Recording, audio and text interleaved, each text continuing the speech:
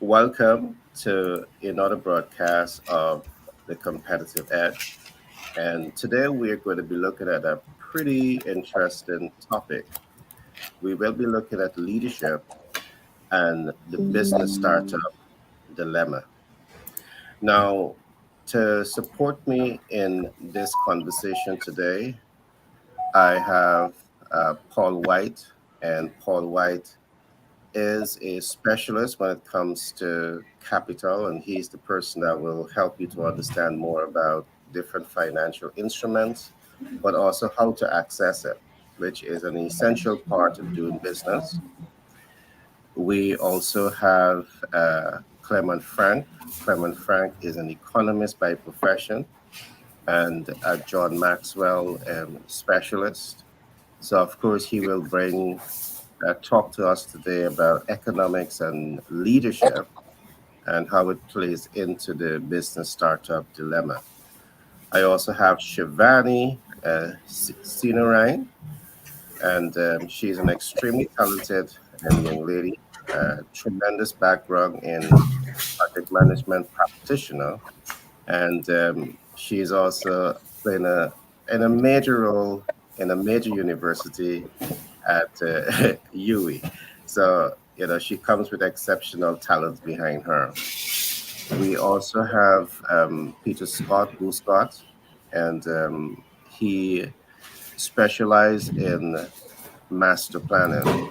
And one of the things that he would say to you is that if you have a business and leading your life and you don't have your master plan, you're not ready for business and you're not ready for life. So, this is my team of panelists that will be supporting me in today's conversation. But just before we get into today's program, I want to say that this program, The Competitive Edge, comes to you with the kind compliments of the bestseller portal. And the bestseller portal is a very unique platform of learning. I want you to go to the bestsellerportal.org to learn more about this platform. On this platform, you're going to get books and dealing with topics that we normally bring here. You will learn about communication, leadership, about how to start and scale a business, the fastest way to scale a business. You'll get all of those books from the portal. Along with that, you can also get greetings card for all occasions. So it may be a birthday, someone in your family has a birthday, go to the website. It might be your spouse, your husband, your wife, a friend. Go to the portal to get the card. Now, having said all of that, I now want to give everyone a chance to do a soft introduction, and or today we can skip the introduction. I want to I want to start with Frank. Sorry, I want to start with Paul Whitehouse. And Paul, every business need access to capital. We see that businesses across the world they struggle with accessing capital. Can you talk to us about the various financial instruments that you have available to you that can help businesses and to access as much as possible to each business? Paul, Yeah, to you. thank you, Gary. Hi, everyone. Yeah, there's a wide range of financial programs available for businesses, and there's a difference between financing for an existing business and a startup business. So today we're going to be talking about leadership and startup businesses. So I'll focus on just capital for a startup. Really, the best way, typically, well, it depends on what type of startup, of course, but small business admin, SBA guaranteed loans made through banks. Uh, Money down's required for every startup, so don't be surprised. But the SBA can provide you 10 to 20% down for real estate financing, for owner occupied. There's the key: must be owner occupied as a startup or existing business. Equipment financing. Here's a key difference. Now, equipment leasing is the best way to get own equipment for a business, to obtain ownership of equipment for a business. With all of the leasing companies that I represent, the maximum amount of term that you can go for an equipment lease is 5 years, 60 months. One key difference with SBA backed programs is you can go up to 7 years, which results in a lower payment. Okay, longer to pay off, but a lower payment. And key differences: the SBA, you got to have above a 680 credit score to qualify for that. So if not, then other directions that we can go with. Um, Lots of our lenders are going to work with startups. Money down is going to be required. That's the key difference. An existing business, if you're financing equipment through equipment leasing, you can put 10% down at the beginning so that you don't have to pay it at the end, because with every equipment lease, there's a 10% buyout somewhere along the line, either in the beginning or at the end.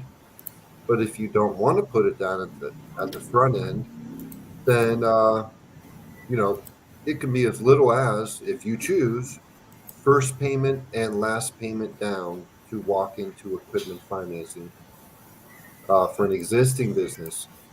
Let's move to startups. I just need you to know this information because it's important that you know if you're considering starting up a business. Money down for equipment financing for a startup, expect anywhere from 15 to 30%. Um, let's talk about real quick, then I'm going to land this plane. Businesses that cannot, that don't fit those molds, like a factory right behind me, virtually right behind me. I'm not really in a factory. To start up a factory like that, SBA is not going to do it. Singular small pieces of business financing strung together will not do it. Some startup businesses require a different type of financing that would be called capital raising. That's a combination of debt and equity. Banks will not provide equity. Capital raises provide equity from investors. There's a lot more to go into, lots of details, but that's a pretty complete look at financing for every startup that you would consider. All right, thanks for that share, Paul. One of the reasons I asked Paul to speak on the access to capital issue, because this is one of the startup dilemma, access to capital. So I'd want to make it very clear that on this platform, while we understand the challenges that many business startup is going through, that we are not just coming here with the challenges, we're coming with a solution, because all the instruments that Paul would have mentioned, we can help you access those type of funding and so much more. So let me say this: if you are in the United States, across 50 states, and you're looking for startup funding or growth funding or expansion funding, and we can help you through this entire phase. All right. We're going to look at dilemmas, but we're going to also point you to the solution. So thanks for that share, Paul. Um, I want to throw this question to the panelists. Um, when we look at business startup, we see that um, the startup, is plenty, but they have rapid fail. I think the research is showing that 50% of business startup fail within the first 5 years, and we only have like about 15% that survive to reach that 15-year cycle. Um, in your experience, um, in terms of businesses, what are the startup dilemmas that you would have encountered? I want to start with Frank, then Shivani, then Peter can chime into that question.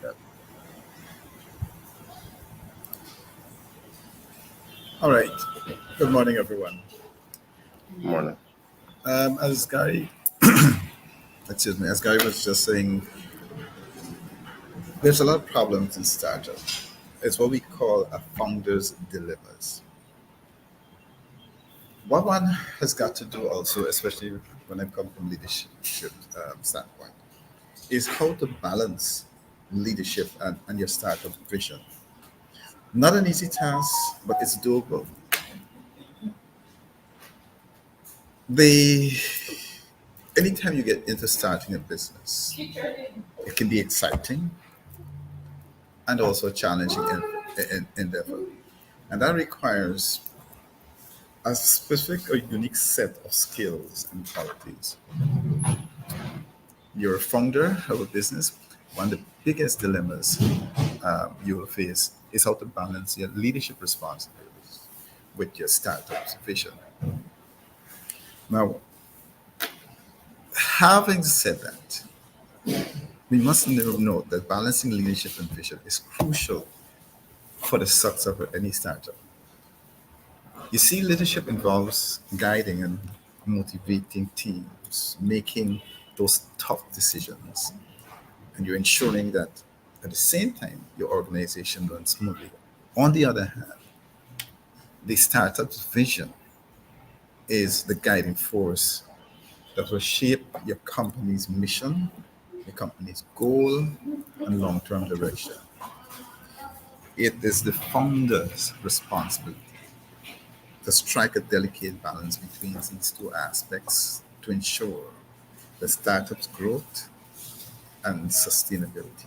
You want to see a business go on for a while. And so think about it is that though it may be difficult, careful planning, um, eh, seeking advice can also help from other Hmm. established leadership. But the thing about Well, it, one of the first challenges founders face is find the right leadership style that aligns with their startup vision. I don't want to go into all the leadership style, but each style will all have right. its strengths and weaknesses. Mhm. Okay. All right. That's a good point, Frank. The right leadership style. Because sometimes what I find happens is that you have a vision. Because some businesses who are fortunate enough to develop their business plan, their master plan, that can be used as their guiding light. But you Mhm. may have that, but if you don't have the leadership acumen and nothing significant happens, although you have that master plan. So I love the point that you would have made in terms of leadership and style. Perhaps it may require a combination of those leadership styles coming together, but we'll examine that once time permits. Shivani, what is your take in terms of leadership and the business startup dilemma? I know that you work with hundreds of businesses, perhaps thousands of business startup in your field of business. But what, from your experience, represents leadership and the business startup dilemma? Right. So thanks, Gary. Just following with what Frank was speaking about, leadership is such a major challenge. And a lot of times you have these startup companies, and not even startup companies, sometimes scaling up. How do you move from startup to scale up? And this is where the challenge really comes in because, just last night, actually, I was having a conversation with one of my colleagues who's in Jamaica. And he keeps saying that he is a solo, you're doing everything on your own. And he's a big organization, right? I mean, you'll have micro and you'll have, so I consider him pretty good, right? But Yeah. he's doing the majority of things on his own. And he's not failing, he's doing it, right? But then you'll have to see if he's really doing it and if he got other persons now around the table with him, how much more could he do? How much more could he really do? So to me, one of the major challenges is resource management. We feel we have to do everything on our own, right? So delegation is a big, big part. How do you delegate? And what do you delegate? Remember, when we have a startup, we may say we want to do everything for ourselves because we don't trust to delegate this to somebody or to hire someone, or we don't have the money to do it. So, what is a challenge, really, but it could be solved. Everything could be solved, right? You have challenges, and I like what you had said originally there, Gary, before we came live. We want to talk about some of the challenges, some of the I'm not going to use the word problems, right? Some of the challenges, and then how do you solve it? Because everything can be solved.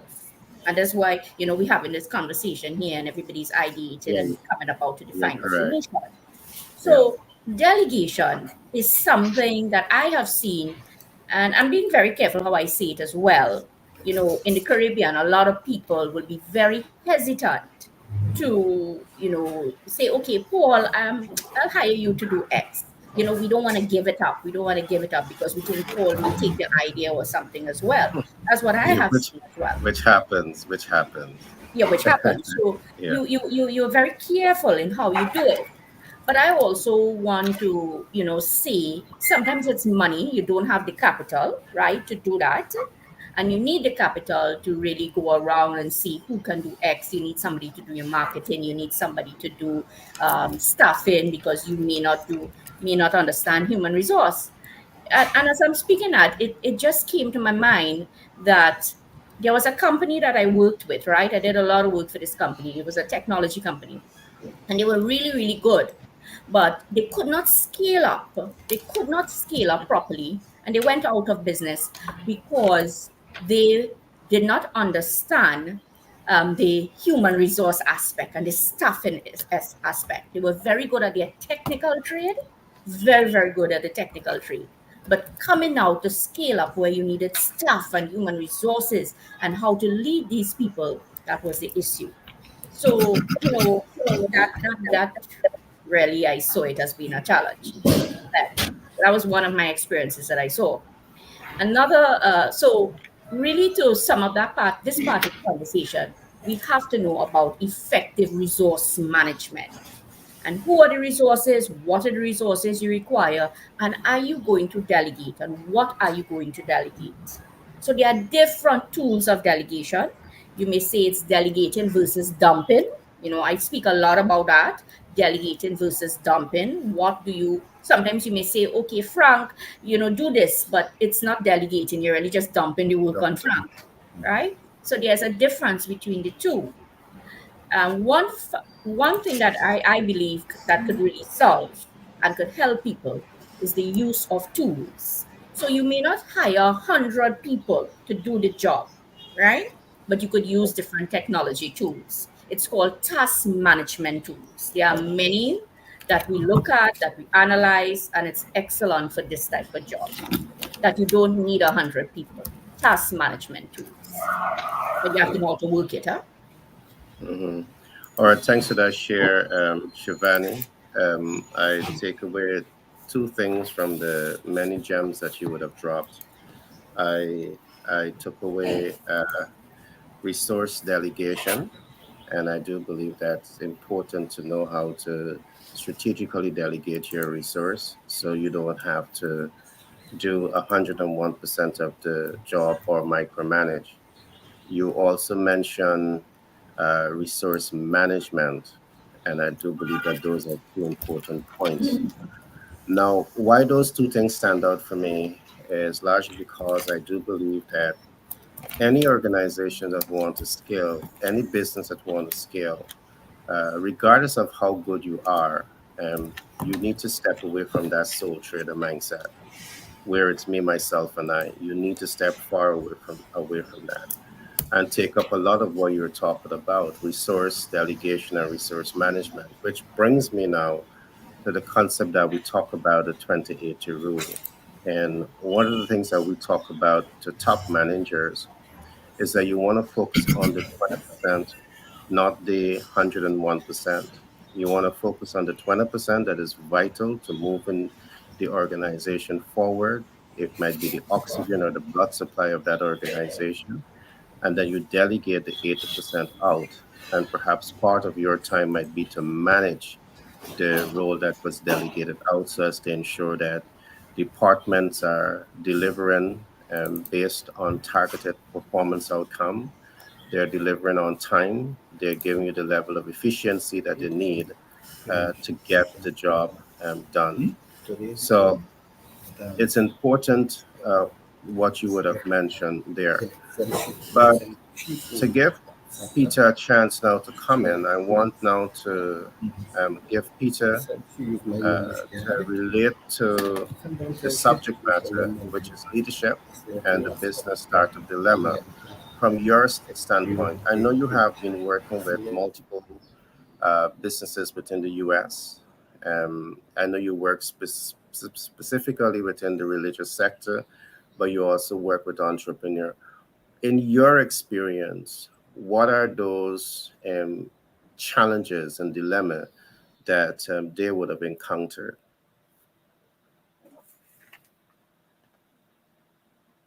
You're mute, Peter. So the number one challenge, especially in the area of entrepreneurs, is going to fall in the area of leadership. The leadership is squarely where it starts, and I heard Shivanis said that the what are you going to delegate, and I think that's where most individuals as entrepreneurs and persons within the micro area of business, because for the issue is that an individual will have their bright idea and they try to bring their bright idea to the marketplace, and they're just good at what they are good at, but that doesn't necessarily mean that they understand the various compartments of what a business is. So a lot of times they don't know what it is that they're going to delegate. So what I try to create a roadmap for individuals to understand that there's a simple process that is necessary. There are certain things. Every business has these departments, as you mentioned, and so there is the leadership, and we're talking about leadership right now. So if you're going to take an idea to the marketplace, then you have to do your research and development. Then you have to market that development. Then you have to make some sales to see that if people are willing to pay for that. Then it's going to take into the accounting. Then you're going to take into customer care, customer retention, and management. So within those structures, by the time you get to the point where you're making some sales, the individual has actually by themselves created a number of departments. But the idea now is to move from startup as Chevenet said, to scale up, is to realize what those departments are, and now, as you mentioned, to move into the 80-20 rule now, where the person is going to back out and begin now to find individuals to take on those roles. And there where the challenge is where resources, especially financial resources, and the dilemma is going to be solved, where they got to make sales. They have to now focus on one department, make sales, so they have resources, finances coming in, so they can employ other individuals who are skilled to help them to move into the scale up area of their business. All right, thanks for that share, Peter. I'm going to give some share before we start to look at some solution. I do believe that this topic, leadership and the business startup dilemma, it's a very topical issue, because we see millions of businesses get started across the world, but this startup dilemma is no secret. It's evident. Businesses need access to capital. They struggle with this. Business need access to the right human resources that they can delegate responsibility to. They struggle with this. Businesses need access to market, and they struggle with this too. And in the absence of having these three essential elements or parts of the business startup phase, we can see why businesses are going to challenge. Now, access to capital is essential. Human resources and technical resources, it's vital. So we have looked at some of the solutions, and in the next half an hour or so, we're going to spend some time looking at what are the practical solutions that we see businesses can take. I also think that one of the greatest challenges for the business startup experience is you want to make sales, All right. But before you make sales, there is a number of things that has to take place before that sales is actually done. From the research that we are doing, we are seeing that people buy or people invest with businesses that they know, they Mhm. like, and they trust. So you have that know, like, and trust factor to break through. And in many cases, you may need access to capital to build out your advertising campaign and your marketing Mm. to help you to achieve the sales objectives. Now, in the absence of that, what are the creative approaches that you can use to achieve that sales objective? So, those are some of the things that we're going to look at as we go deeper into the next half hour of the program.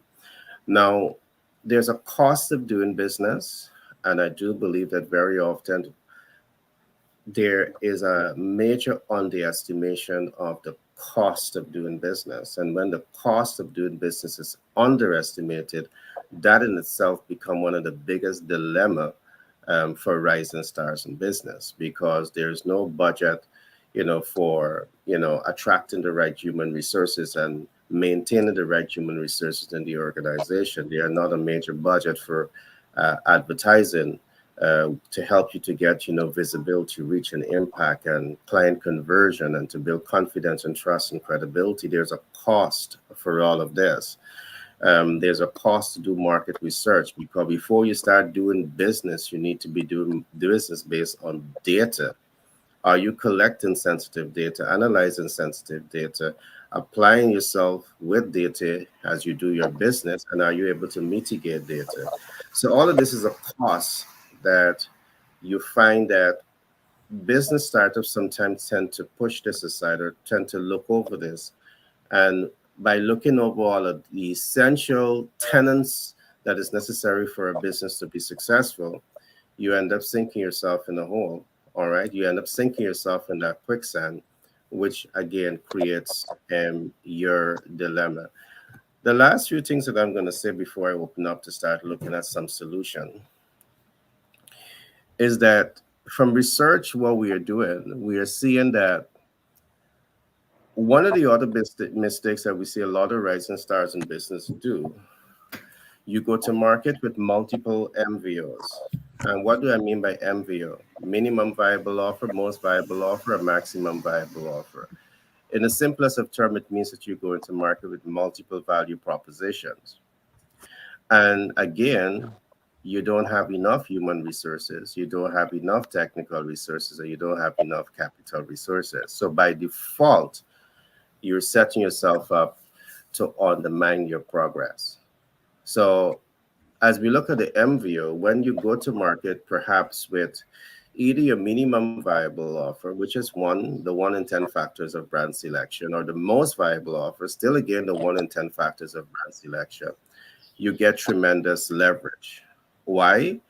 Because going to market with the one, you can focus all your energy, all of your resources on the one. All right. So it significantly reduces the cost of doing business. It enables resource allocation and market intelligence. And Shivani spoke a little bit about resource management. It gives you better control over the resource management. It fast track the way to market entry. It help you to save time. It reduces stress, because doing multiple things at one time, from experience, you all know it's not the easiest thing, particularly so as a sole trader, particularly so where you don't understand how to delegate. All right. It going to market with the MVO also increases the business cash flow, which Peter spoke about just now. You want to find the fastest way to cash flow that business, because the fastest way to cash flow that business is what's going to help in the sustainability of that business. Last point that I want to make, it increases the chance of success. Many businesses are failing, perhaps because you're doing too much of things and you don't have enough human, technical, and capital resources. So focusing on the MVO, the MVO, the minimum viable offer, and going to market with that can significantly increase your chance for success. So I just want to share that as we move into the the second half of the program. And here is where we're going to look at solutions, solutions, solutions. And the first solution I want to come to is Paul again, because I see many businesses get started. The businesses that are starting, they're fully aware that, hey, I don't have the capital to pay for the human resources. I don't have the capital to pay for the technical resources. I don't have the capital to pay for the market research, but I'm going to start because I have a passion, I have a desire, I have ego. But you find that passion, desire, and ego is not enough. You need to have the right leadership style, as Frank would have spoke about early on. And perhaps the one of the right leadership style is, how do I build relationship with Paul? So Paul is now able to tell me what I need to do so I can get the business to be fundable. Paul, all to you. Can you talk to us some more about your take on the importance of capital to business success, and what you can do to help businesses access capital? Yeah. Well, it's not even a question that capital is needed for businesses to succeed. So like there's my opinion doesn't matter. That's what it is. Yeah. How do you get it? Okay. It's not easy. Just so everybody listening knows, it can be easy or it can be difficult. It depends on all types of things. If you're starting a business with difficult credit, let me just tell you, it's not going to be easy. And if you're starting a business with excellent credit, it's still not going to be easy. You got to come up with the down payment money. That takes us to the question of, where do we get that? Okay. Friends, family, people who love you. I'm not a big advocate of telling you to save, and only live on savings. But yeah, might have to save and work hard, sacrifice, and come up with a chunk of money. Come up with your seed money is what it's called, seed money. So if you want to take the shortcut on seed money, Gary offers unsecured debt. He can talk about that based on credit alone. But here's what happens. It's a little bit more expensive of money as compared to using an asset to draw it out of. And you have to have good credit, good to excellent credit. Okay. Seed money. I guess the real question we're talking about right here is, where do you come up with seed money? Okay. If you have a house, and that requires being creative sometimes. Okay. If you have a house and you want to pull money out of that to invest as seed money into your business, you have equity in your house, that's a good place to start, because that's less expensive. It's attached to your house and as a line of credit or a second mortgage. That's not excessively expensive money. So that's one way to come up with seed money. Depends on how much you want it. How much do you want this? Are there things that I own that I would never sell to start a business? Yes. A 1970 Cutlass I had since I was 15. It doesn't matter. I could have no food and I won't sell it. Or you might be the personality who you own a 1970 muscle car, or you own something that's got some value to it, but you want to start a business. And starting a business is broad. Starting a business means you're buying your first single family rental or duplex, or it might mean you're starting a pizza shop, or anything falls under that category of starting a business. But it all requires seed money. It all does, and it always will require seed money. And I guess that's the question we're talking about. Where do you come up with that seed money? If you come to me and you say you're looking for seed money, one of my questions that I'll ask you is, okay, other than your home, your residence, owner occupied mortgage residence, I can't help you pull money from that. I would ask you if you have rental properties or commercial properties that you own, or other businesses, because if you do, those assets, we can use those to pull money out. Is that money cheap? It's a little bit more expensive than pulling it out of your home on a second mortgage or a line of credit. It's a little more expensive than that, going up the ladder of, cost of money. But that's one way we can help you pull money out to start a business. Or, as I said, like getting really creative. If there are things that you have that are valuable, a gun collection, some people will sell that. Some people will sell an expensive car or a sports car to fund their business. This is wide ranging. There's so many ways to do it.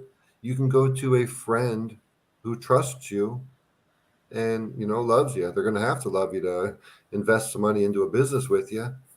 Or even if they don't love you, they're going to have to look at it and recognize that what you've set up as starting up the business has a lot of smart characteristics and has a high chance of success. No friend will lend you money to start a business if you can't present that plan to them and make it make sense to where they can quickly see it, not with 3 days of explanation. Everything with a story attached to it is difficult. If something is clear and it makes sense, Peter, I got this deal. It's a house. I can buy it. It's valued at 500,000. You and I can buy it for 320 because the guy wants to move to Florida. He wants out. It's a divorce. It's bad memories. He don't care about the money. He wants out. Peter, I got the down payment, but not the credit. Let's partner. That's one way to do it. Man, I'm going to keep rambling because there's so many ways to do it, you guys. But yeah, I hope that answers the question. Yeah, definitely. Paul, you've made some valid points, and I just want to add a little bit to it. Since we're at that point where we're going to be looking at solution, and then I'm going to come across to Frank. One of the things that we have developed to help businesses across the world deal with the access to capital challenge, and we have built out the BFC. All right, the BFC is where we are training persons to become business finance consultants. Now, as a business finance consultant, you will be trained to understand financial instruments and sell financial instruments, but you will also be trained to understand the business of doing what you're doing. You will understand important tenets of sale. Why? Because we want to reach those businesses that may not be able to reach us because of information flow. We want to put a team together that can reach you to help you through the access to capital dilemma. So I just wanted to add that little piece. Paul, I'm going to come now to Frank. Frank, all to you. Let's look at some solutions for the business startup dilemma. You're on mute now, Frank. Thank you, Gary. Now, one of the things in solutions is the strategies that you use for balancing your vision and leadership. And the first thing is that you must prioritize your vision. If you want to effectively balance leadership and vision as a startup, you must prioritize your startup vision above all else. This means making decisions that align with the long-term goals and values of your business, even if they may not be popular or immediately profitable. Because if you keep the vision at the forefront of decision making, as a startup business entrepreneur, you can ensure that your leadership is guided by a clear purpose and direction. And of course, you must establish a strong team. If you build a strong team, it becomes essential for you to want to balance leadership and vision effectively. By surrounding yourself with talented individuals who share your startup values and are aligned with the vision of the business, it can help you to delegate, keyword, delegate responsibilities and trust that the team will work towards the common goals. If you empower the team, you will foster a culture of collaboration. And so, as a startup business entrepreneur, you can lead your team from a place of a shared purpose. Of course, you need to also find the right balance of autonomy and oversight. So you need to find the right balance between giving the team the autonomy and providing oversight to ensure that the startup vision is being implemented effectively. If you give too much autonomy, it can result in a lack of alignment and direction, while excessive oversight can stifle creativity and innovation.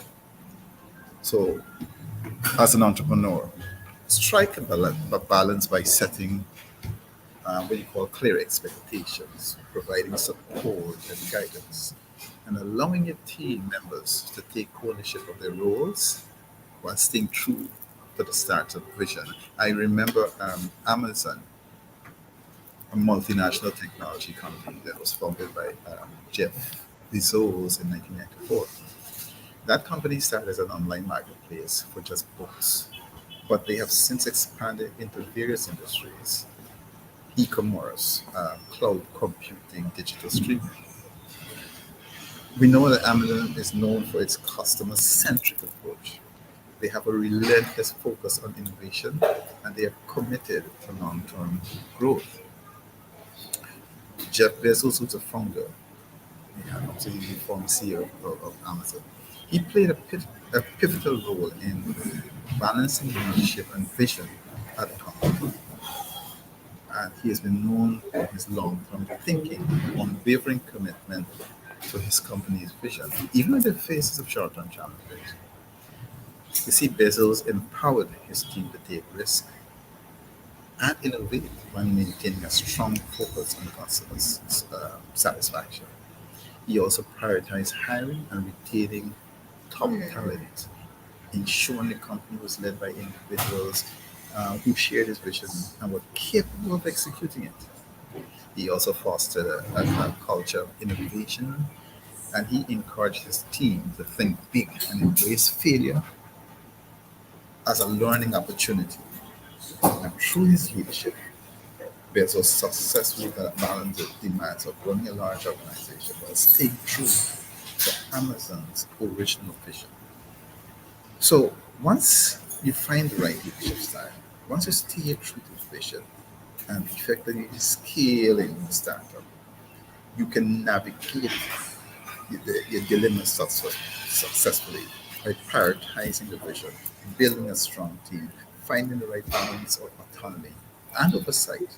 These are just strategies that can help you as a founder to strike a balance between leadership and vision. All right, thanks for that share, Frank. You said a number of important things there, a number of important points that you would have made. The one that I took away, and I just want to amplify that a little bit, is leadership and equity. And what do I mean by leadership and equity, or partnership and equity? Many businesses struggle to raise the much needed capital. All right. But guess what? You said it. Build strong team players.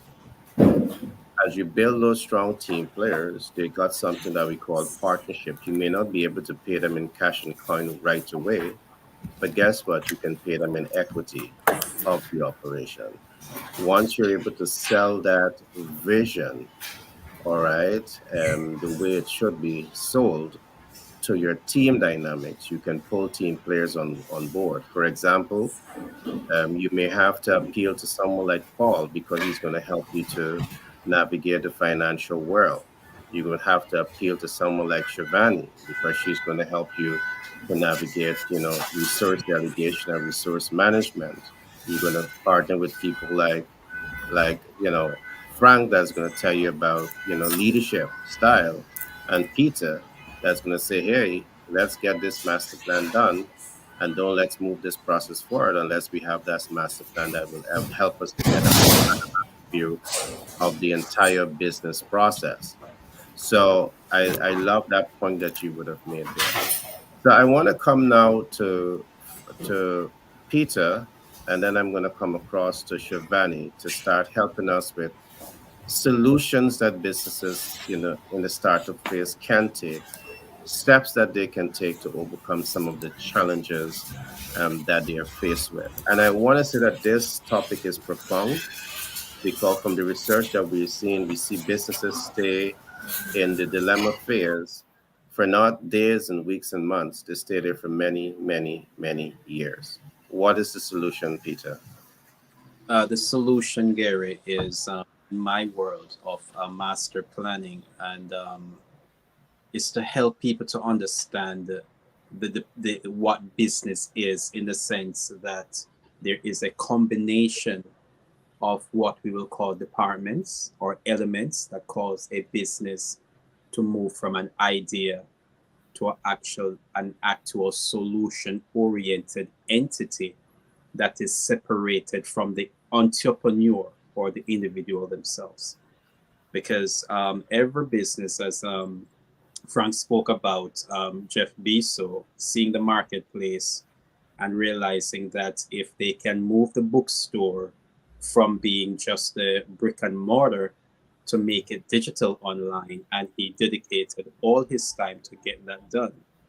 But in order for him to get that done, you eloquently just lay out how Jeff Bezos was able to, hire the right mind, the right kind of individuals to help him, and how he started with one value proposition and then gradually over time to present multiple values across the market. But all of that, he's able to do that because he understands the various elements of what goes into a business, not just the idea. Being a cook and being able to have this excellent cuisine that everybody love and everybody can take, that there's a difference from that to having a KFC. KFC is a system that there are certain elements that goes into it. And I just want to repeat them again. Just want to repeat them for that person who's listening. Everything is going to start with leadership. Then you're going to do research and development. You're going to need the marketing structure. You're going to need a sales structure. You're going to need a customer service structure, customer retention structure. You're going to need how the money is coming and how it is going. So you're going to need accounts and finance, and then you're going to need management, and all of that is going to fall with a master plan, having seeing it on paper. And when you see it on paper, then you're going to know, okay, I don't have this skill set. I don't have this skill set. This is where I'm good at. And these are the relationships that I need to form. These are the people that I need to negotiate with. And it's going to boil down, because the topic that we're talking about today is leadership, the key factor, because everything starts with the leadership. You, the individual, the entrepreneur, the person with that bright idea, everything is going to center around you, and you got to know, how do I form? I don't have this. What am I going to say? And what am I going to offer so that I can attract the skills and the talent? And as Gary mentioned a while ago, maybe I don't even have the money to employ. So maybe then I can take this bright idea, I can negotiate with somebody and says, look, I'll give you equity in this structure. I'll give you a piece of this. And if you manage this for me, and guess what, then everybody working together now, you can take the next steps moving forward into that grand vision that the person that you are looking for. All right, thanks for that share, Peter. That was definitely a great insight into some of the solutions that businesses can take, business startup can take to grow and scale. I'm coming to Shivani, but just before I come to Shivani, I want to throw out some thoughts here, and we're going to come back to this after Shivani. Because this is a leadership challenge, and I'm going to start with Frank when we come back here. I find that very often knowing what needs to be done is different from doing what needs to be done. So it becomes now you know what you need to do versus doing what you should be doing. That's a tremendous leadership challenge. And Frank, when we come back from Shivani, after Shivani, I want you to chime into that. People may know what they need to do, but why are they not doing it? I'll start with you just now, Frank. Shivani, all to you on the solutions. So, Gary, I want to give three solutions, right? That personally works. Now, we were speaking about, you may not have the money to get one time or everything that you want, but you need to start. You need to start. So, this is where your planning really comes in. And we talk about it a lot in project management, where you must have the plan before you could implement something. But how many persons plan and plan and plan? And I know this just starting up a little bit into what Frank will get at. You plan, you plan, you plan. And, by the time you're ready to implement, the plan is obsolete. So guess what? Don't even bother about that again, right? Because you took so long in planning. But traditional project management, that's how we do it, right? Now, not all the time that is not going to be successful. Depending on the type of projects that you do, you must have the entire plan before you can implement, which is known as the waterfall or the traditional approach to project management. It's more the predictive way. But I want to share another concept, and some of us may know about it already, which is known as the agile way in planning. Now, how can you plan something agile? You have to analyze what it is you want, and you do 2 to 4 week sprints. We were speaking about sports this morning before we came live. So, sprints, right? So 2 to 4 week sprints or iteration, you want to call it, or release. So every 2 to 4 weeks, I am planning, executing it. But, when you plan and you execute it, it must have some value. So do not just say, okay, yeah, planning and I'm going to execute, but it got no value. You are able to see, you should be able to see something. We'll say it's a MVP. You spoke about most viable value offer. So MVP, most viable product. That is the end of the 2 to 4 week sprints, that when we analyze it, we say, hey, this is something that we can see, it is tangible, people will purchase it, they will buy it. Then you take the monies from that and you could pump into the next 2 to 4 weeks. Now that is if you're planning it that way, right? 2 to 4 weeks. However, you don't have to do it 2 to 4 weeks. That's just a rule of thumb. You can actually now analyze, and this is where we'll come in to say, hey, this is a good business. Let us look at a little longer period to plan and execute. But at the end of that execution phase, you are rolling out with something that people will purchase. It may not be the entire product as yet. So, you may want to have the coffee shop, but you don't have all the investment, but so you're doing it in particular phases, right? But each phase is monetized. Each phase is monetized. And that is something that I will preach all the time, because if you cannot if you're taking too long to monetize something, Gary, as you know, you're gonna get fed up, right? You're going to get fed up. You're going to say, I'm not making any money here. What am I doing? And this is one of the reasons that I personally have seen people get out of this business and they say, let me go back to my normal job, right? Because you're taking too long to monetize. You're taking too long to monetize. So you have to keep that as a solution behind your mind always. Monetize. And I personally, I don't like to wait a year or 5 years or something to see money coming in. No, that does not work for me, right? And that wouldn't work for Frank too, because remember you say Frank loves to change his ties all the time. Right? He wants to see. You got it, Shivani. Yeah, I know Frank long time. So we need now to see, that's one major solution in our planning. There are planning techniques, but I don't like to use the word planning alone. It's planning and execution, because when you say the word planning, everybody thinks you're planning, and you're not seeing something, right? Once you see and you monetize it, great, good. Another solution that I want to speak about is known as the gig economy. The gig economy. You want to hire resources, but you will think, okay, to hire Paul now, you have to put him on a full-time contract.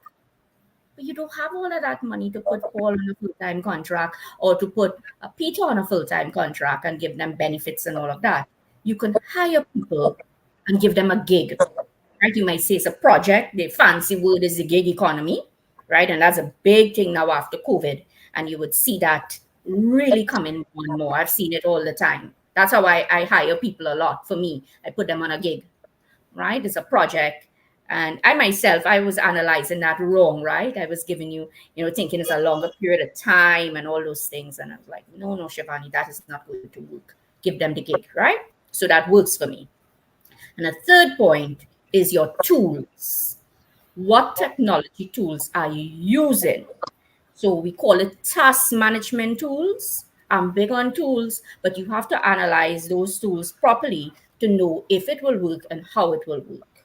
So those are three solutions that I can stand by all the time, which is the use of agile planning and execution tools and really working well for business. Two will be the use of the gig economy. And three, task management tools. All will help you to monetize in a quicker space of time. Thanks for that, Gary, and that opportunity to be so Love good that. talk this morning, right? Love that. Love that. The fastest way to cash for your business, you need to definitely focus on that. I want to add something very quick, and then I'm going to come to Frank. I do believe that one of the dilemmas that businesses face, again, is access to market and market intelligence. I do believe that very often you start the business, but you yourself, even before you start that business, you're starting the business because you see someone else is in the field and you perceive that they're making money, but all the rough terrains that they would have gone through and perhaps is still going through, you don't know. So we talk a lot about the market intelligence factor here. And to be effective at that, you have to stress test your market. You have to, before you start, you must know that it makes financial sense to actually get into that field of business. And you don't know this unless you start to stress test. Well, many of you who have been following me, you know what I mean by stress test. You want to take the time to know your market size. You want to take the time to know that your market is viable. You want to take the time to know that you can access your market. You want to take your time to know that you're reaching an urgent and immediate need. You want to take your time to know that the ideal client has the ability and the willingness to pay for your products. If you don't know all of this and you're in business, believe me, you got that blindfold over your eyes. You got that veil over your eyes that needs to be removed. And again, another reason why you're going to have that dilemma. We're talking about these things because all of us here, we are experts in helping you to navigate some of the rough terrains of business. So I trust that these nuggets are really helping you. Frank, all to you. The question is, I gotta wear some more ties. oh my, and I gotta Shabani, you're mute. Yeah. Oh, gotta get some ties too, man.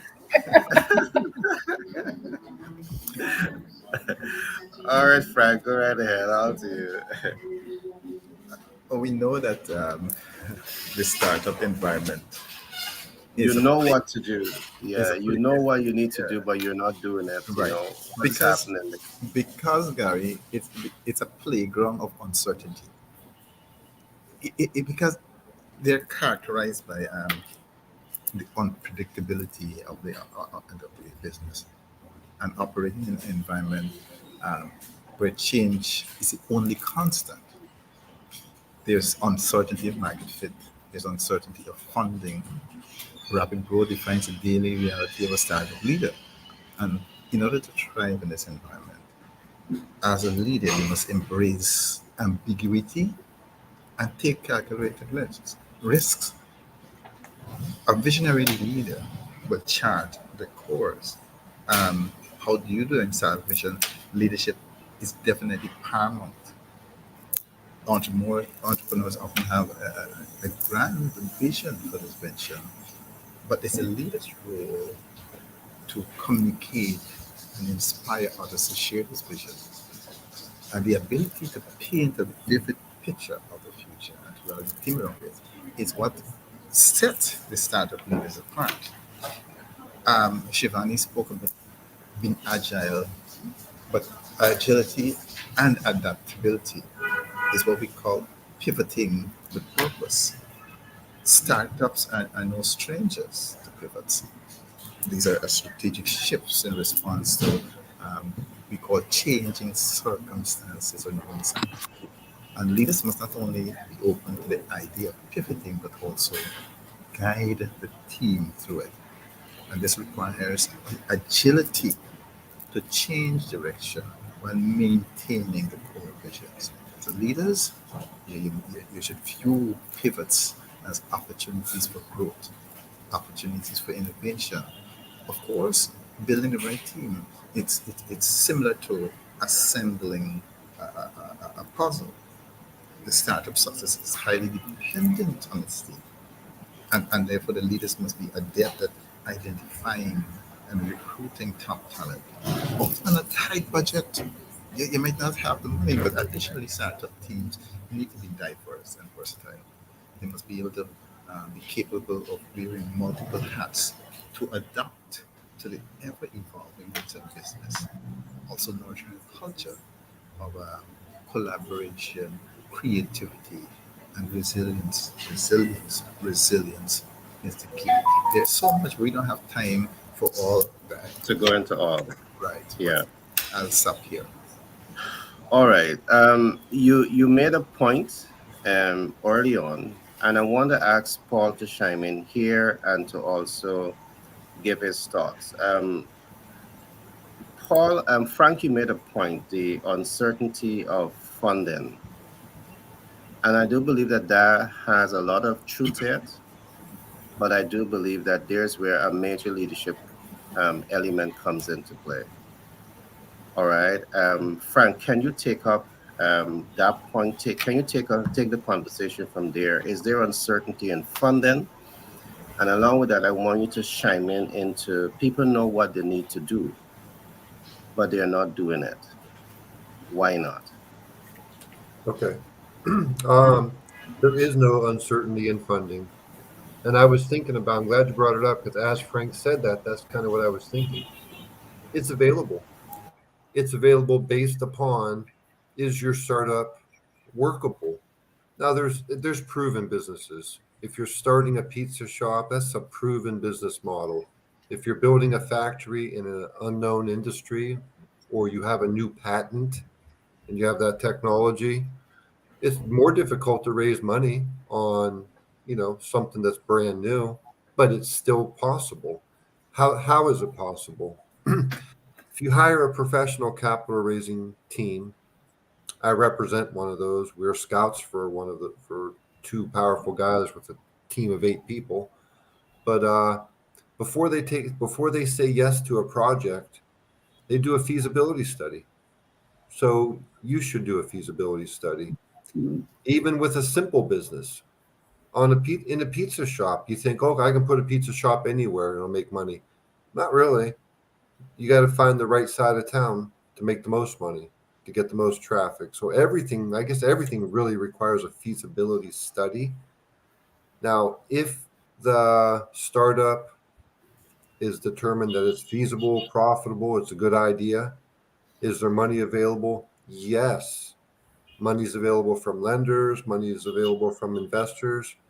And to take the stress out of it, so there is no uncertainty, that requires a master plan and a project management.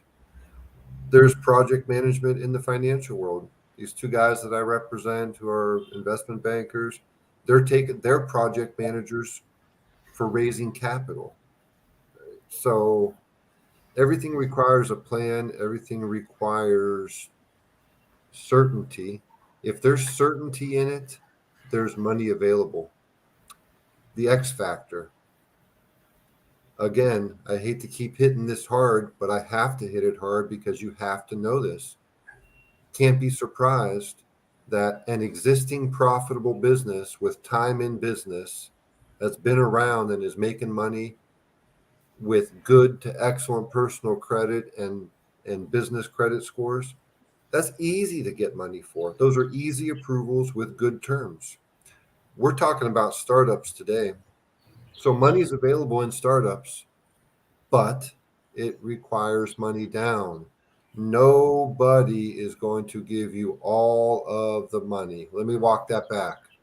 Investors will give you all the money. They'll fund the project 100%. What do they want in return? They want majority ownership, majority control. That's why you raise capital with debt and equity, or maximize debt, minimize equity, so that you can keep control and ownership of your business.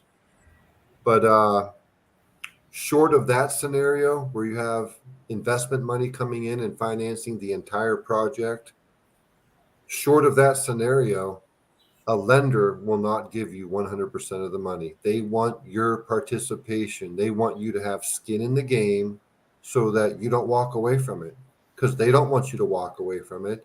They don't want to take the property back and resell it and go through that hassle.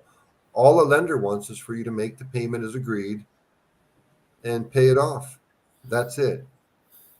So money's available in startups from lenders, but they want skin in the game. Okay. SBA loans. If you're looking, there's riskier businesses than others. Bars and restaurants are very risky. A lot of them close, right?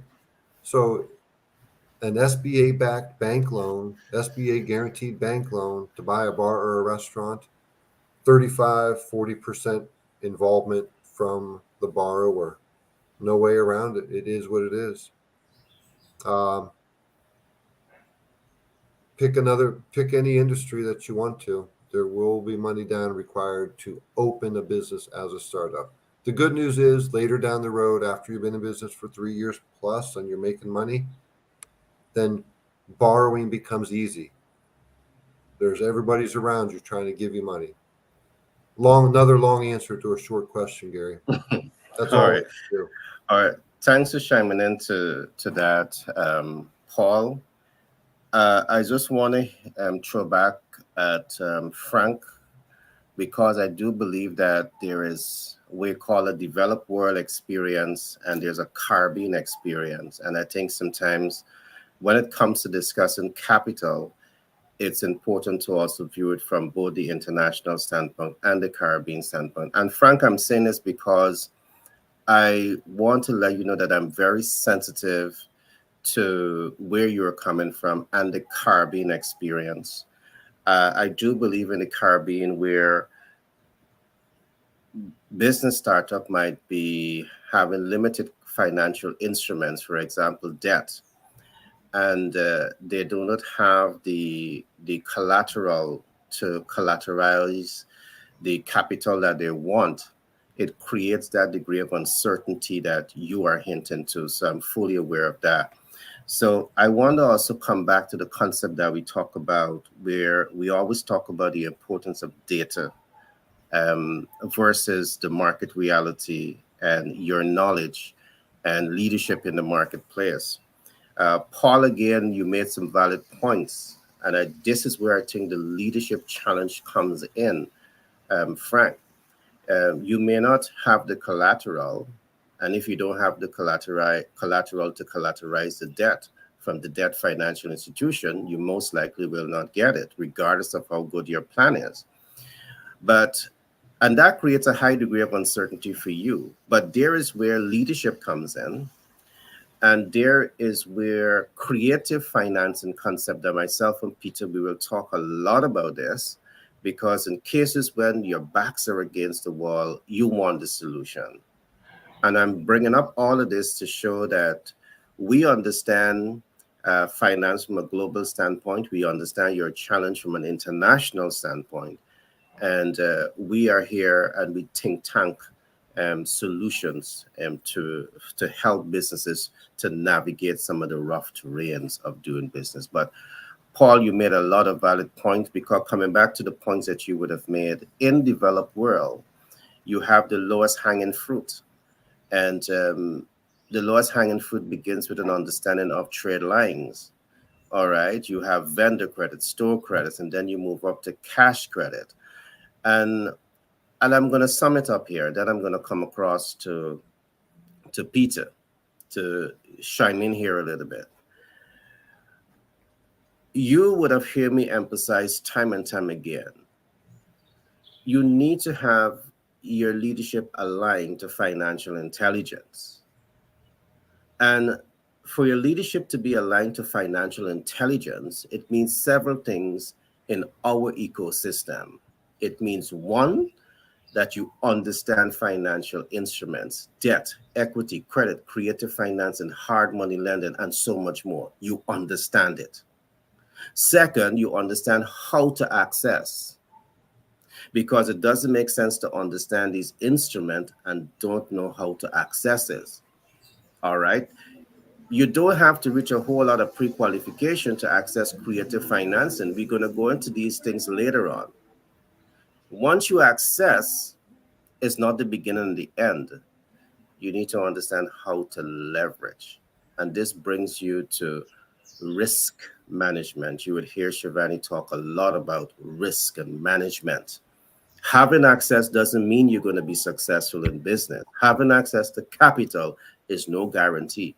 You must understand how to leverage it. And to leverage capital in the smart way, you need to have data, you need to have intelligence. And the last element of it is where we always talk about, if you want to be really financially intelligent, financially literate, what it also means that you need to understand debt mitigation. Why?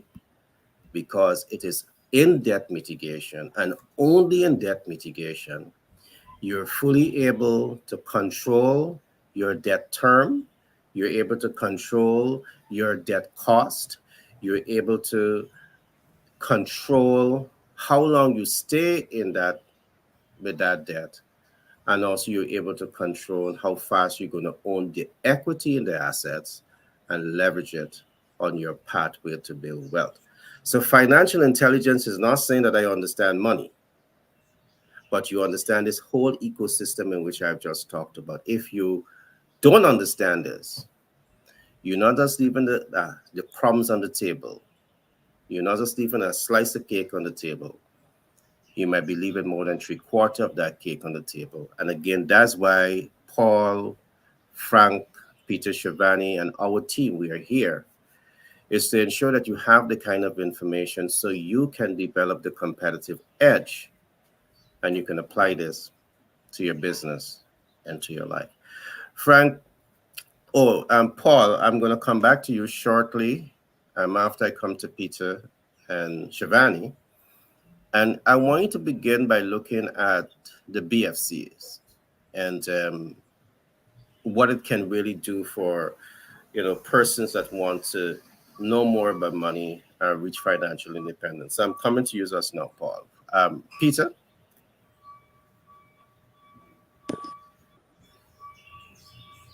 the the I'm gonna narrow down, what we have been saying in just a simple, because the question that you ask is, Yeah, individuals know what to do, but they're not doing it. they're not doing it. Yeah, Right? what is the leadership challenge? What is the leadership challenge? And one of the things, while you were thinking, one of the things that I do realize is the area within the soft skills, because we have we may have the finance, all the plannings and all of that, the project management skill, all of those things. But then there are some very, in my world, that I find, especially where starts up and individuals are concerned. And I hear we mention it in the terms of uncertainty. And Paul mentioned, being certain, having that certainty about what you're doing and all of that. But then there is a factor, and that factor comes. I'm going to mention what the factor is, but it comes in a gap, a particular gap. And for an entrepreneur moving from being a startup to the scale up, that gap right there is where the uncertainty will happen. The person has a bright idea. it is working. It is something that investors would want to finance. And but right that gap where individuals realize that they now need to hire the team, they now need to be bringing the right people around them. There is this gap, and it is within this gap where this matter of fear comes in, because now you're going to be everything is as if everything is coming against the individual. They know that they need to do certain, they know what they need to do, but then to make that next step is where all the internal factors in the area where I work, I see people falling in situation where they freeze, they Mhm. freeze, and they don't know how to pull themselves up. They get up in the morning, and the voices in the head, what you think you're doing? You're not supposed to be doing this, and then the demand. Bigger than you. Yeah. And if this is where the people, this is where you need to have the right people around you. So the solution, and we're talking about solution, understanding that you're never going to be, and everything is, because we're also talking about leadership. Everything rise, fall, move forward, fail with leadership. And you got to realize that it doesn't matter where you are, even if it's just a pizza store, uh, and it's Amazon, even there, because you have to live with you in our world. You have to live with you. You have to be constantly asking yourself, the who am I, who are you question, and purpose and vision and mission. You have to keep yourself grounded, because the world is happening around you. All kinds of dilemmas and conditions and situations are constantly bombarding you. So you got to keep yourself grounded. And a part of keeping yourself grounded sometimes, when even you yourself feel inadequate, is to have a scenario as you are looking here right here, a group of persons coming up early in the morning to discuss solution. Because sometimes the problem that you went to bed with last night, you step out the next morning and you have your collaboration session, and hey, the answer is right there. You can get up, you can move forward to that portion that Chevrolet mentioned, having the 2 to 3 week short bursts, short sprints, that 2 to 4 week element. You get that energy again, and you're able to do that implementation. All right, and thanks for that share, Peter. What I take away from what you would have said is mindset is everything. I want to add there to some of the solution: get a mentor, get a coach, get a support community, get a sponsor. All right, that's going to help you a whole lot with some of those soft skills and even the hard skills. Thanks for that share. So I'm going to come to Shivani now, but just before coming to Shivani, I want everyone to also think about their closing remarks after Paul would have talked to us about the BFC. And Paul, after that, you mentioned that we'll go around the room for closing remarks, and then you will close out last with your closing remarks. So I'm going to come now to Shivani. Shivani, can't wait to hear your response to this. I know you always drop gems. Just Shivani. So it's just to speak a little more with what Peter was speaking about, and the power of soft skills, and how necessary it is. I have seen that so many times over and over again. And you mentioned the term also, right? Which is coaching, get a coach.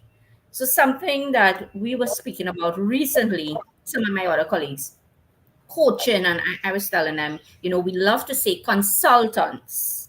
We are consultants.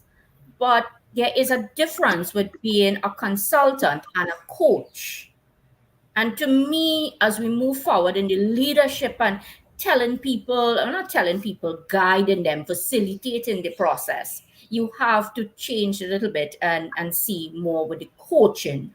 And you see it a lot now, you hear it a lot, the coaching aspect of it. So in leadership, you may not have these skills, right? And you have the startup idea, you have your product, you know what you want to bring up, you got the capital, Paul has guided us on the BFCs, and you know at this point, but you need now to develop these skills into in proper leadership. You need those skills. And it's much more than skills. You need to be able to have power skills. It's power skills, right? More than even soft skills. It's power skills, as you said. And one of them, there are so many, right? Paul actually mentioned it. He was talking about when I spoke about agile. Not Paul, sorry. Peter. Frank spoke about it as well. When I mentioned agile, he spoke about adaptability, and how resilient are you as an individual when you want to go into these things. So there are so many different principles, and I'm sure we will do a whole conversation on the principles of leadership. And in projects, there are principles now. What do you need, right? Agility, adaptability, being resilient, being a good stewardship. There are many different ones that we have to speak about. But coaching, I know in everything that my main point here is to be able to coach. Coaching is different from consulting. And in this conversation here, people need to understand the power of coaching. The power of coaching really can get this whole ball changing. When you coach and people understand, they can build trust like that. And when you're not telling them, you are guiding the process. So, I did it with my daughter, my 11-year-old daughter, right? And I told her, I said, Isabella is her name. I said, Isabella, you I'm not teaching you. We are doing a creative writing piece. I said, I'm not teaching you. I am guiding you. This is the outcome. This is what we are looking for, and we are guiding. You are going to get the inputs. This is the output, and you get the inputs. And she said she wants me to teach her all the time. So probably we'll see, because she's writing an exam to get into secondary school shortly. So Okay. mhm. All right. Thanks for that share. Love it when you speak. You do add a lot of gem and also the humor to it also. Frank, um, you can give it your last jab and also your closing remarks. Oh, no, no, no, no, no, no, no. We have to come to Paul. Paul, talk to us about the BFC. My fault Right. there. That's all right. Well, what we're trying to do, we want 100 people who want to have a new year and a new career and make a lot of money on purpose. And you'll make a lot of money on purpose by helping businesses get what they want and need, which is capital. Mhm. You can proudly tell them that you do it better and you can get them less expensive money on purpose, because technically you can call us brokers. We reject that. We're consultants. We're here to improve and make better, not just get a deal done. So you can proudly tell business owners that you have access to the lowest cost of money, and you make the effort to make sure that that's what they get, because no other lender cares. You go to the bank, they just want you to sign after they explain it to you, or you might get declined because credit score is not there. Everything that you hear me talk about on this show as far as financial programs, that's what's available that you can offer to businesses. And it's valuable, and they want it and they need it.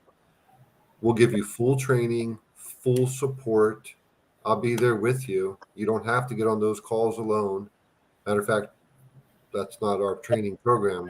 I will personally be on every call with you for the first 100 calls, so that in addition to classroom training and your own self-study, because that's needed, you need to be an expert. I don't expect you to be an expert in the first month, first 3 months, but we're going to take you to that level of you being an expert. We're going to get you there. That way nobody can ask you a question that you don't know the answer to. That's who people want to deal with. They don't want to program, a project manager who's got to say, let me get you that answer. I don't know.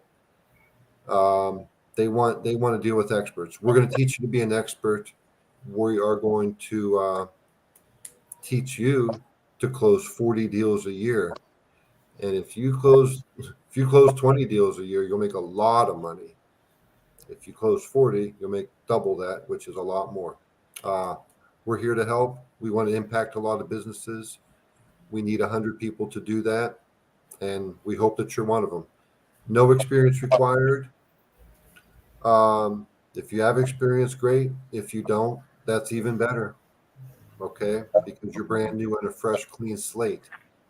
So get a hold of us, Paul at patriotbfc.com. Send me an email, direct message Gary. Let us know you want to be a BFC, and we'll set you up for training ASAP. All right, thanks for that share, Paul. I just want to add a little bit more to what you would have said.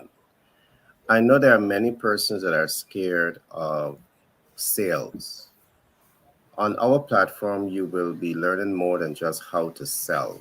You will be learning about the push and pull factors of sales. You will also be learning how to become an influencer. And think about this, all right? You're able to influence people on truth, meaning that you have taken the time to understand people's needs. You have taken the time to understand people's pain point. And because of your training in your value proposition, you can make a clinical, targeted, proposal to fix those problems when it comes to money. And just think about this. You can become a highly influential person who can easily earn a six-figure income and position yourself for greatness, financial greatness, in a very short period of time. So I just wanted to add that little bit to what Paul would have said. Frank, all to you, my friend. Okay, well, You're mute. Oh, yeah, you're okay now. I'm hearing you. right. At the end of the day, ethics, integrity counts when you're a startup business. We live in dark times, serious times where people go out of the way to embezzle, not embezzle, to just be scampish. Simply put it, the end of the day, what they want to do is to maximize profits. Basically, it's the aim of businesses. But there is no ethical and honest way in which they go about doing it. And so it's important that the startup business demonstrate ethics, which will provide a sense of safety.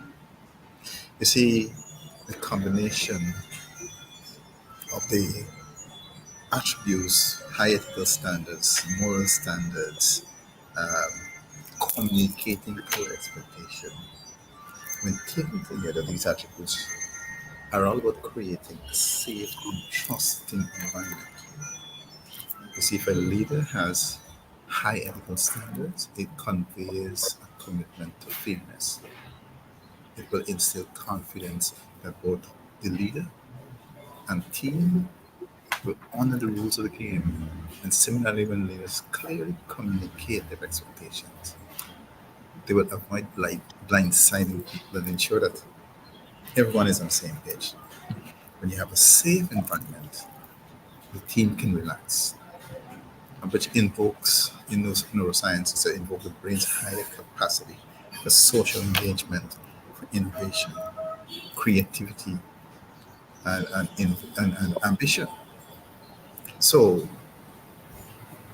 once there is threat to safety, there is so much downhill that goes downhill.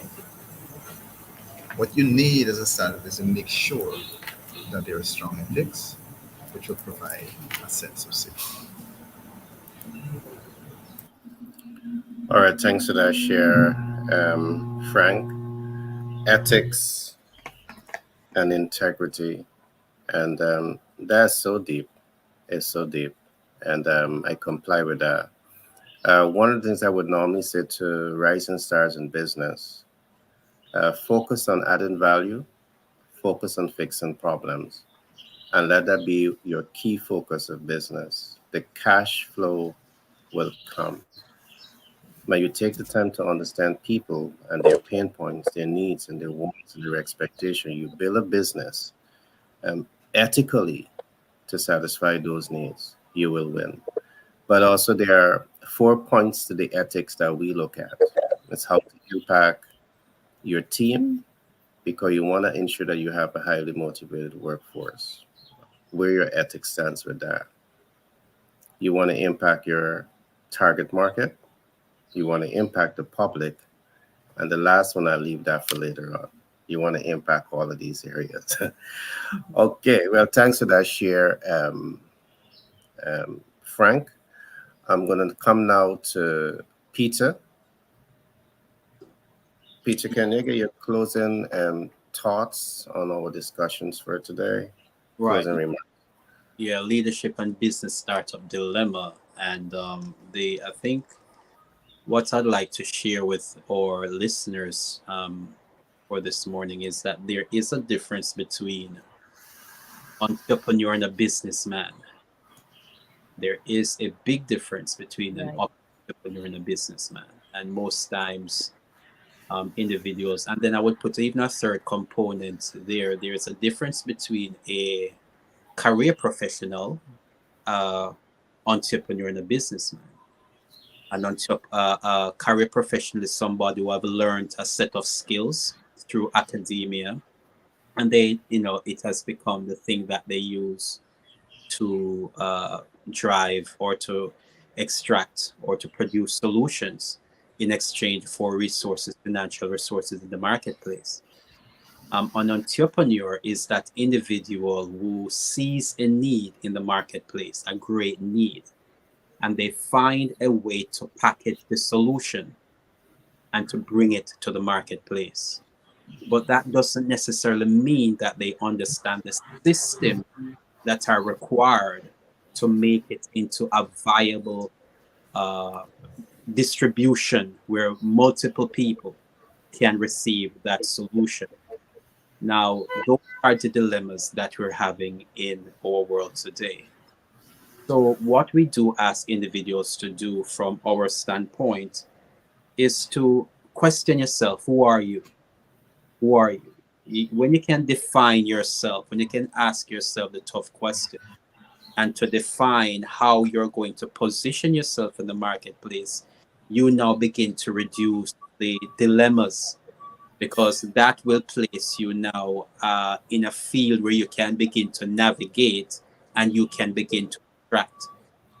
So in closing, as a individual, and there's a difference, let me say again, there's a difference between having a business and having a personal life master plan. And I think having a personal life master plan is where all the other components that are necessary becomes clear, because now a personal life master plan puts the individual in charge of themselves, their talents, their skills, their abilities, their likes, their dislikes, that now give them a fair understanding of the surrounding the surrounding their world, and how they are placed in their world, and the purpose why they are there, which now gives rise to the solutions that the world need, which will now take them into now producing and meeting the needs of their world. So what I'm going to ask individuals to do in closing is what I've said it a million times here. Go look yourself in the mirror. If you do this even a couple of times per day to keep yourself on track and ask those two questions, the who are you, who am I question, and it will always bring you back in place to keep abreast with making impact with your community. All right, thanks for that share, and Peter. I'm going to now come to Shivani. Thanks very much, Gary. Project management and understanding the project management framework, I will always say, can assist leaders, can assist CEOs, could assist business startups. And not only assisting the business startups, but to be able to scale up. So the project management framework, we discuss many different knowledge areas from scope management to quality to resource. There are many different knowledge areas, procurement, that when we understand this and not only understand but implement it, we would have a better solution. That's my closing remarks. All right, thanks for that share, Shivani. And project management is so important. It's everything. All right, I now come to Paul. Paul, I'm going to end where we started. Can you talk us through a little bit to some of the financial instruments and then give us your closing remarks? Yes. I'll make it real quick. Equipment financing through equipment leasing. Best way to own equipment. That's how all the biggest companies do it. We've got 40 different leasing companies we represent. Some are generalists, some are specialists. But if you need equipment for your business, that's the way to do it. We'll set you up the best way for sure. Real estate financing, commercial and investment properties, cash flow programs, capital raises for existing companies with strong financials or startup companies. So that sums it up right there, Gary. Those are the financing programs that we offer. Sale leaseback, creative financing. If you need working capital, assets that you own free and clear, whether it's real estate or equipment. If it's equipment, that's a sale leaseback. So all types of ways to get your money for your business. Any state, any industry, any credit, any equipment. That sums it up. Call us for financing for your business. And on the subject, leadership's everything. Project management is everything. Knowledge information is everything. Master planning is everything. I don't think I can say it any more than that. That's all of what you need, and all that is right here on the Competitive Edge. I like that. One melting pot. All right. You can find all that here. All right. Thanks for that share. So there you had it, public. We had today a very, very dynamic conversation around leadership and the business startup dilemma. I trust that you would have taken away a lot from these, thought leaders that are here with us today. And we'll do this again tomorrow. Do remember to, if you enjoy this program, to call a friend and share this program with a friend. Ensure that you're helping us to push this information out.